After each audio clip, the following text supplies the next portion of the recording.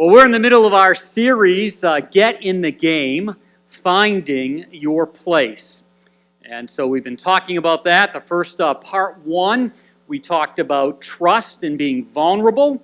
And so we've already started to hear some feedback from folks about how they're really trying to wrestle through the idea of trusting people with who they are and vice versa. So that has been good. And then last week, we began to talk about healthy conflicts and having hard conversations, and been getting some good feedback from that. Just even Friday night around our dinner table, I had a really hard conversation, and it was with my mom. Where is she? She's around here somewhere. And I told you last week that I had to fess up that this casserole that she's been making for years, this chicken, rice, celery, almonds sprinkled on the top. I just don't want to see that again. And so we have this conversation. There was tears, there was hugging, and we're okay. Now I just really need to talk to her about that sweater she gave me in 1976. But we'll save that for another trip, Mom. But seriously, as we talk about this, when we don't have trust, when we fear hard, healthy conversations, conflict, we find that it limits our ability to get into the game of life, and it limits us really finding our place, because we're not able to show who we are, and others are not able to do the same. And again, if you need to catch up, you can do that. Many ways to do that. CDs available at guest services, a lot of stuff online. But again, as we walk through that, this morning we're going to see this idea: if you and I are going to be all in, if we're going to understand that we trust people with who we are and who they are, if we're able to have hard conversations, lean into them, have them with kindness and understanding, we talked about that all last week, that then we need to learn how to be all in. And without those two other areas, it's difficult to be all in. And once we've decided that we're going to be all in, we need to understand that we need to keep our eye on the ball. Because wherever the ball is, that's where the action is. That's where the adventure is. And we have to stay focused and make sure we understand that very well, that we stay our eyes on the ball.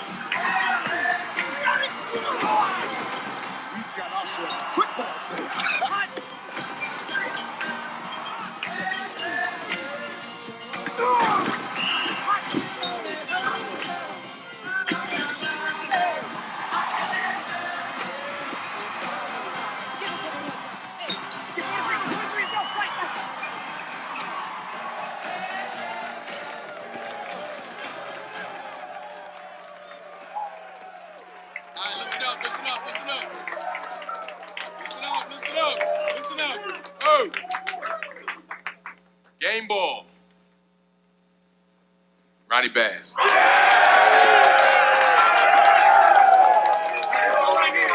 Hey, this ball right here goes to the real king right here.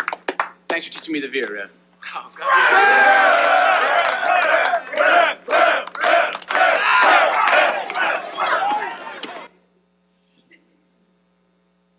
You see, it's all where the ball is.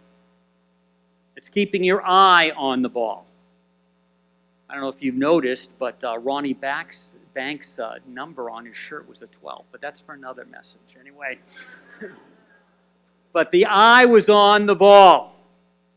And wherever that ball went, that's where the action was. And that team comes together with all their differences because they focus in on that. And because of that, they can be in the game, they can be engaged, and they discover who they are. They discover their role, their position, not just on a team, but really as you watch that movie and see the end of the movie, they also find their place, in a sense, in the world. And the same is true for us. Christ followers, we keep our eye on the ball. We keep focused in on that. And then we find our place in this world, not just in church world, not in a local church, but really who God has made us to be. And really for the person who's still, in a sense, trying to figure things out, still unconvinced maybe, all of us, no matter who we are, have got to realize that life is about finding what the focus is and then keeping our eyes on that. And when we as Christ followers do that, then we find ourselves, in a sense, fully alive like Christ. Paul writes about that until we're in the game, until we have that vulnerable trust, until we can actually face hard conversations and conflict. Until that, when that all happens, then all of a sudden we're all moving rhythmically and easily with each other, efficient and graceful in response to God's Son, what He's done for us, how He enables us to live this life as fully mature adults, fully developed. I love this. Within and without, there's a matchup. Who you are on the inside is who you are on the outside. And then you and I can experience this chapter of life fully alive like Christ. And so we want to get into the game. We want to be able to function this way. We want to be able to live this way. And we want to watch out for the things that distract us from the ball, that get our eyes off that. Paul writes this, he says, make a clean break with everything that defiles or distracts both within and without. In a sense, this can be a lifetime concept. I don't think any of us arrive in this area. We make a clean break, but we have to continue to give it energy. We need to see the things that defile us in the sense that get us out of line with what God's preferred will is for us, the way He wants us to live and walk through life. And that's, again, not to limit us. It's not to steal good times from us, but it's actually there so that you and I can enjoy all that life has to offer. And so we want to not be distracted from that. And again, we want that to be within and without. And as you and I go through a series like this, some of us have got it on the outside pretty well. And there are very few people, if anybody, that realizes what really is going on in our heart. And in a sense, we live with a low-grade fever. We live in agony a little bit, and nobody knows because we haven't been able to, in a sense, make that clean break. Even if we've said yes to Christ, we're still in conflict. And if we're really going to get into the game, if we're going to be all in, if we're going to find our place, we have to start coming to terms with that. And coming to terms with that, again, does not happen in 5 minutes, 10 minutes, 15 minutes. It's a pattern of life. It's a rhythm of life. But until we get on that road and start traveling down that direction, we're not going to be moving towards the idea, the concept where within and without, inside, outside, actually match up. So, for those of us who are Christ followers, those of us who are investigating, we have to start off by understanding what the ball is if we're going to keep our eye on the ball. We need to identify the ball. We need to say, that is the ball. That's where the action is. That's where my eyes follow. How many of us have been at a sporting event where there is a ball and it's doing its thing and the game's playing and we kind of lose track of that and all of a sudden we're missing it. And everyone, did you just see that? And you're like, no, I didn't see that. I was looking at the popcorn in my bowl before I ate it and I missed it.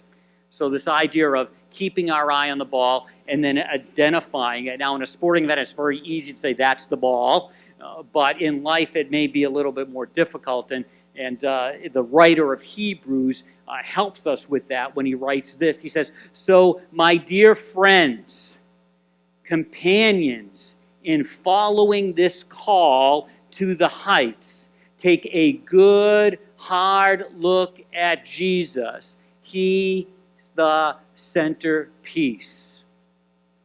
And so if you're a Christ follower, it may seem obvious, but he needs to be the centerpiece of our lives. He needs to be the focus. And as we start to integrate that, as we start to work that into our lives, there's a fancy word called sanctification. As we work that into our life, as we integrate what it means to follow Christ, we find ourselves able to identify the ball and identify the actions that, in a sense, are a part of that way.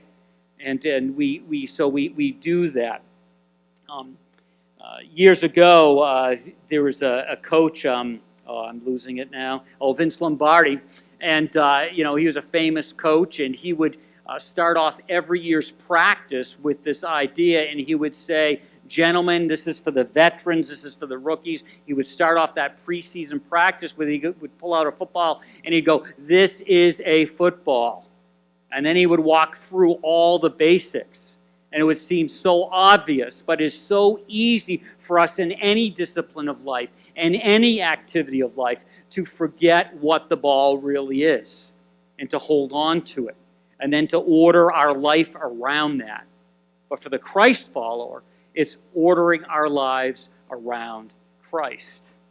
And we need to make sure that, again, we're making that clean break with everything that defiles or distracts us, both within and without. And some of us, we all experience these seasons in life where yes, we've said yes, he's the ball, he's the center, but we really don't order our life. We take our eyes off the ball and we get involved in other things, and it becomes a distraction. And it also opens us to get into activities that actually misalign us with how God would have us to be. And again, it's not about doing nice things and being right or wrong. It's really when you and I are defiled, when you and I are misaligned between God's preferred will, then we don't enjoy His presence in the same way we do when we're aligned with Him. And so if you want God's presence and to be aware of that, part of that is our alignment. And sometimes we wonder why God doesn't seem real to us, and it's because we're really not aligned with how He functions or would have us to function. Also, when we think about identifying the ball, we need to also get to the idea where we can describe the field.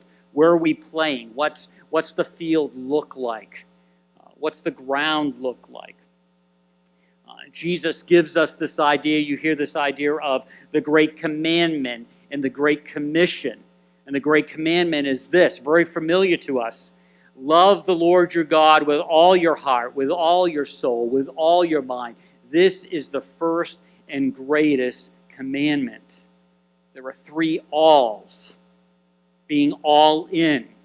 If you and I are going to see Jesus as the ball, the focal point, the centerpiece, then we've got to play on the field. And what's amazing is there's two commandments, two ideas, two concepts. Love God, and then also as we jump down to the next verse, it talks about, and the second is like it, love your neighbor as yourself.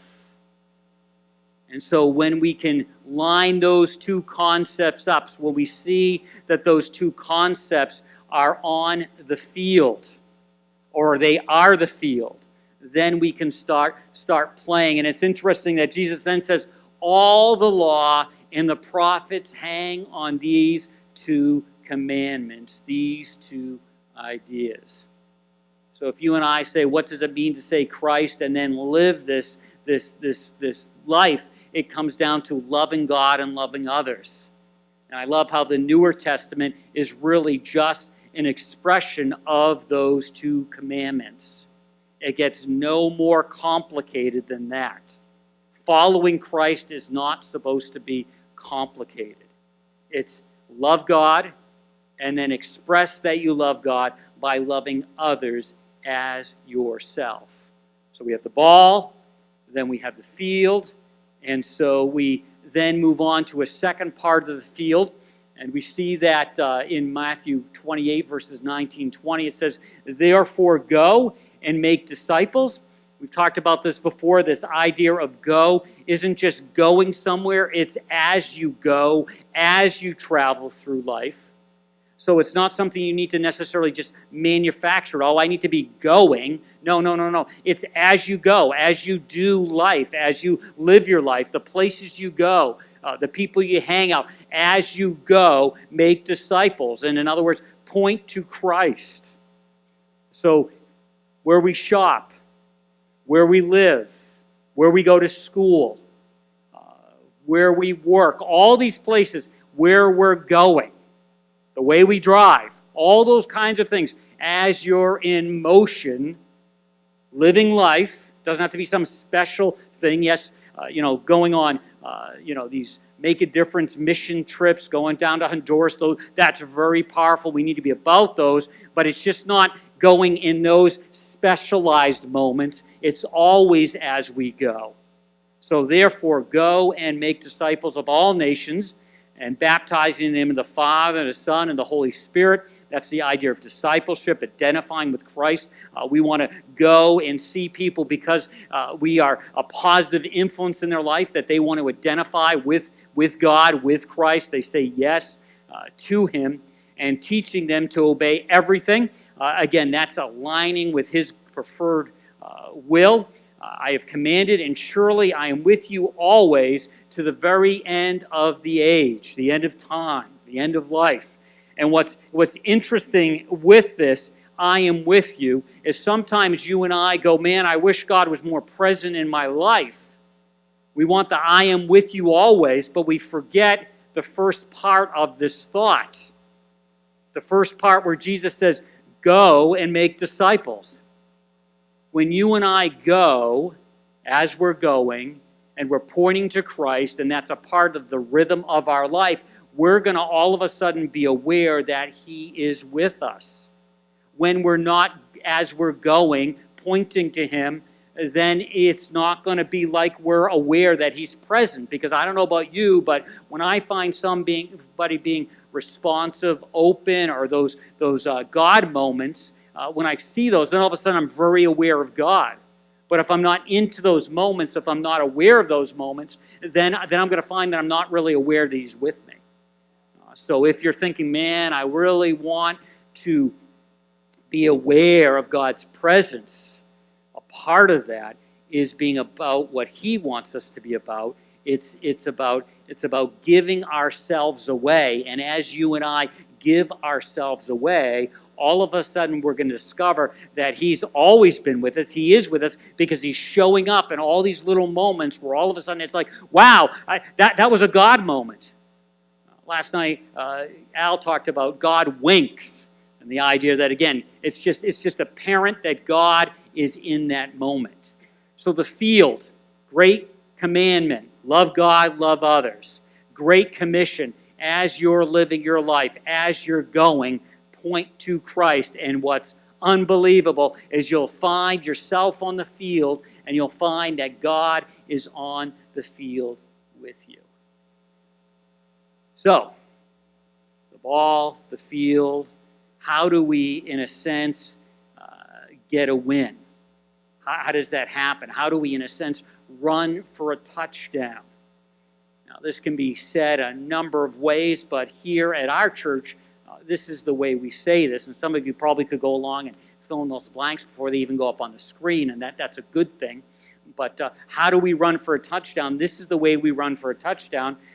We're making a difference wherever you are by leading people into a growing relationship with God through Jesus Christ. That's the touchdown we're going for. That's the touch. We want to make a difference in people's lives. We want to come alongside somebody.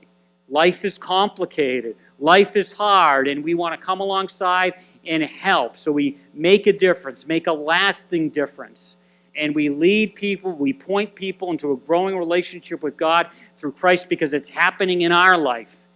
Actually, that leading, that pointing becomes a situation where it's not a big effort thing. You just do it because that's who you are. That's who I am. If you're a fan of a sports team, people just know it. You don't have to wake up in the morning and go, okay, how am I going to demonstrate that I'm a fan today? Okay, I'm going to get in this conversation. It's going to be awkward, and I'm just going to kind of throw it out. It just happens. They just know. if you like a special food. They just know. So running for a touchdown is making a difference. And we need to be aware. And when we're making a difference, we need to make sure that we're minimizing the distractions, because I think there are lots of opportunities for us out there. And if we're not watching for them, if we're not watching the ball, if you will, we can miss them all the time. And it's not about missing them so you didn't get something done. It's missing them so you didn't get to experience God. You didn't get to go, well, lo, God is with me always. Because I was going, and all of a sudden there was this moment. I had my eye on the ball. But even in everyday life, most of us don't live observant lives. Watch this young girl being very observant. So fast you can barely catch it. Line drive foul. But she did. Nice catch down there. Check it out again. The ball girl on the left and the catch. Just as that ball heads straight for a fan who was looking down. They said in the stands, likely on his phone, only looking up after the save.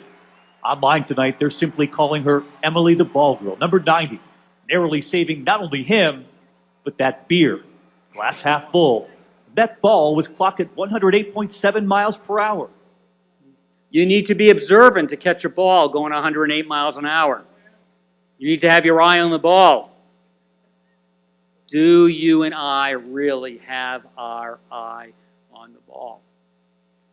That's the only way we can find ourselves finding that we're diminishing the distractions. Paul says it this way, I'm saying this for your benefit, not to place restrictions on you. That's really key. This isn't to place restrictions on you. I want you to do whatever will help you serve the Lord the best with as few distractions as possible. Again, it's not to take something away, it's to be observant. It's to diminish the distractions. But the reality is often, even if we're really into things, we let ourselves get distracted very easy. We're not paying attention. We're not aware. Just watch this baseball player. Harris takes off and a fly ball to right. And Bradley plays it off to the side, and he doesn't know how many outs there are. He just throws the ball into the bleachers. That's only the second out of the inning. And that allows Harris to go all the way to the third. So a sacrifice fly for Mauer. And a mental error by Milton Bradley. Mental error for Milton Bradley. I bet you he heard it after that game. How many times are we Milton? We're distracted. We're not paying attention. We really don't know what's going on. Another area, sometimes this happens with my conversations with Cindy. Mental error. But when it comes to really following the ball, making Christ the centerpiece of our lives, are we aware? Are we not aware? Do we even know what inning it is? Do we know how many outs it is?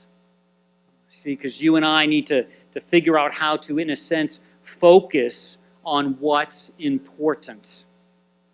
And we got to work at that. We got to remind ourselves of that. And I do eventually, every once in a while, you do meet someone that has trained their self to be focused on it, and it's become who they are. And that's the ideal goal. It's not that we're just on ourselves and disciplined and we're always trying to keep ourselves focused, but it's actually who we are. You've met people like that. You've met Christ followers who are just focused on what's important. And sometimes it bugs you because you realize, I'm not focused like they're focused. And they're not doing it to push your button. Well, some might be, but they're not usually doing it. It's just who they are. They're focused on what's important, and they let all the distractions be minimized. I love this putt in a golfing movie where the guy's getting ready to make this shot, and he's able to focus on what's important and minimize the distractions.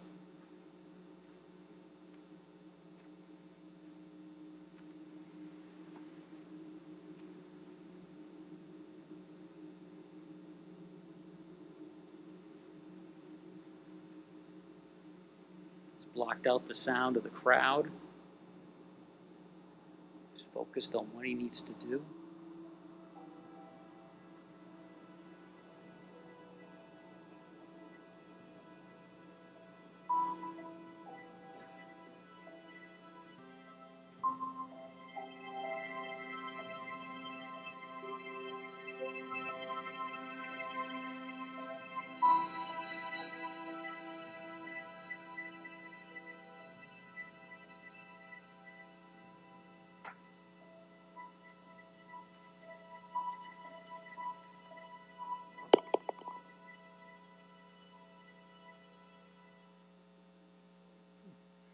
They go crazy. Set your gaze on the path before you with fixed purpose, looking straight ahead. Ignore life's distractions. Watch where you're going. Stick to the path of truth, and the road will be safe and smooth before you. That's a principle. It's not necessarily a promise, because some of us would say, well, I stuck to the truth and life wasn't so safe and so smooth. But normally, when you and I stick to the path, it's safe, it's smooth. We're focusing in on what's important. But often, again, we can let all kinds of distractions. We can let the things that seem important in the moment eclipse the things that are really important. And again, that's not to beat ourselves up. It's that I don't want you to miss out. I don't want to miss out. So I want to focus in on the important. I want to be able to look back a couple years and say, wow, I wasn't right on, but I was better. I was focusing on the important, and now I've getting to enjoy the fruit of focusing in on what's important. But again, we let the moment, we let the urgent things that are right before us sometimes cause us to miss what's really important. This poor guy, besides being a Celtics fan, this poor guy really misses out on what's being important.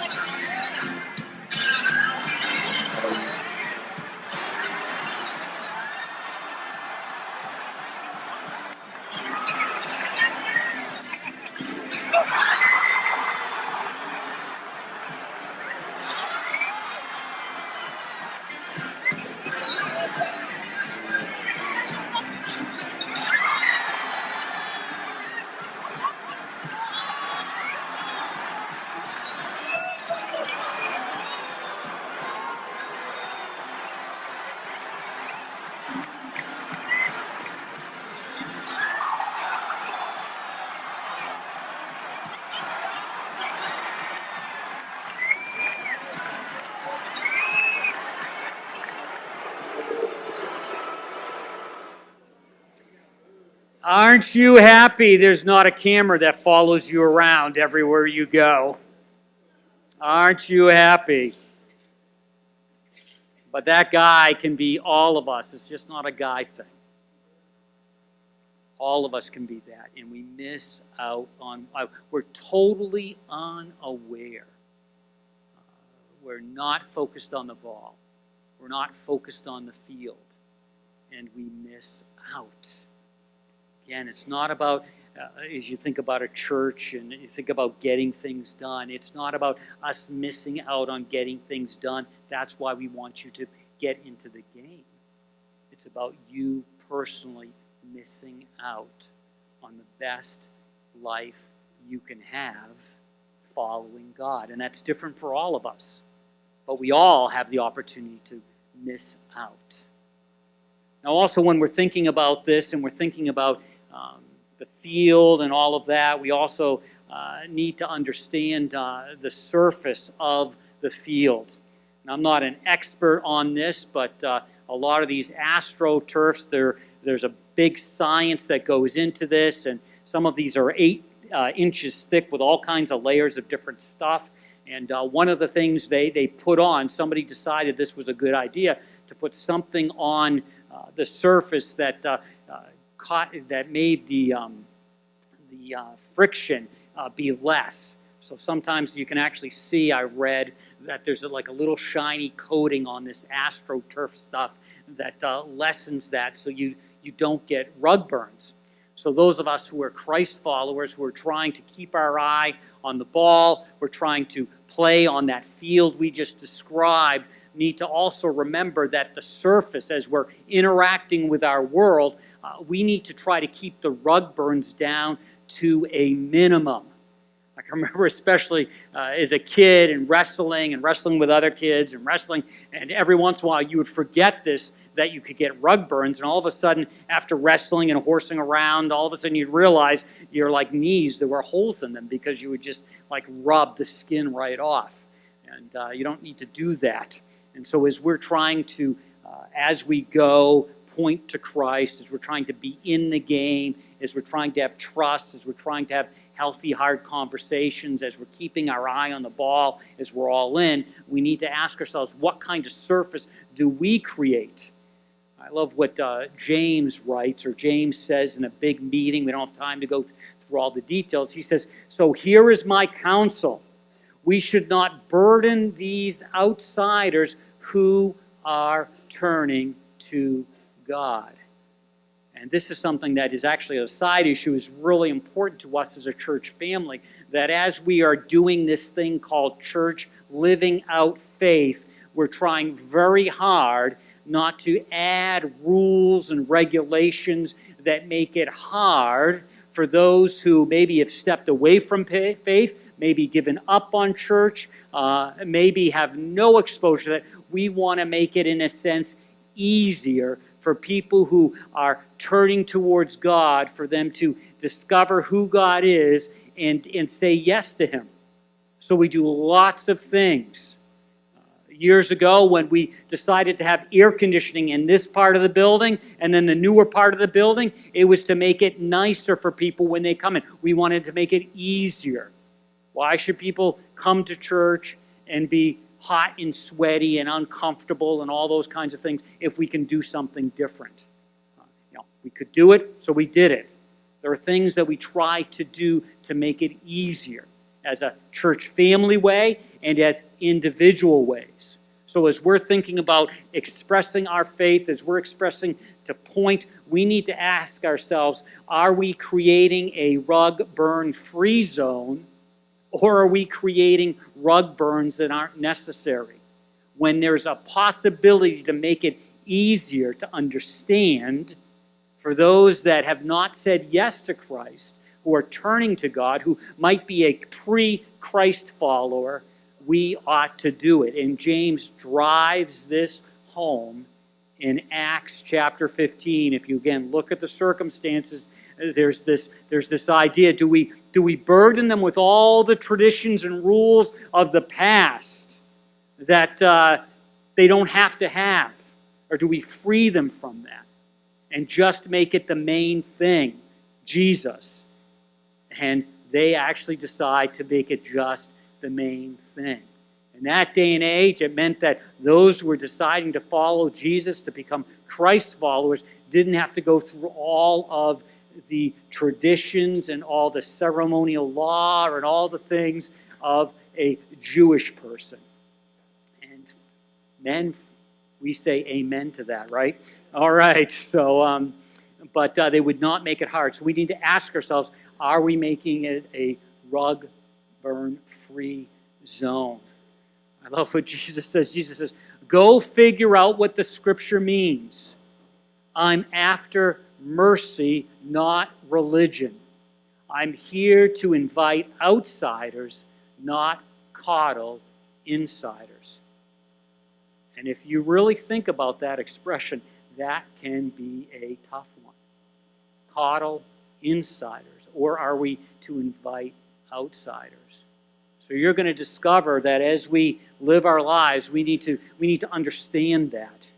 Our preferences are going to be more based on inviting, bringing outsiders than coddling insiders. This happens all the time at my house.